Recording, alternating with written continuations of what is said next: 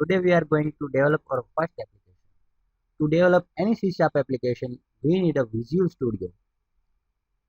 To develop application, first go to File menu and select Project. In C# tab, select Console application. We generally use console application for basic C#.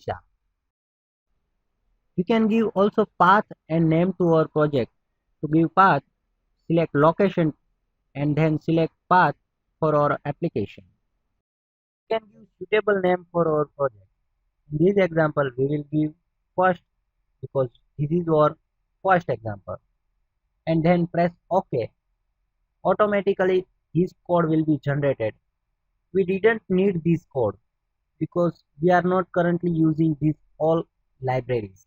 So we will remove these all libraries. This is the class name. Class name must be same as the file name. We must strictly follow this syntax of the main program because C# is the case sensitive language. In C#, every program starts from the main method. And let's start the coding for the printing message on the console. To print message, we will use system namespace and console class and writeLine method. WriteLine method is generally used for printing any string we want to display.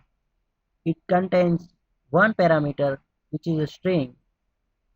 We have to give string in the double quoted.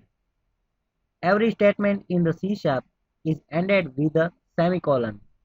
So this is our first statement which will be executed and print hello world on the console. So this was our first program. In next example, we will see how to compile this program. Thank you.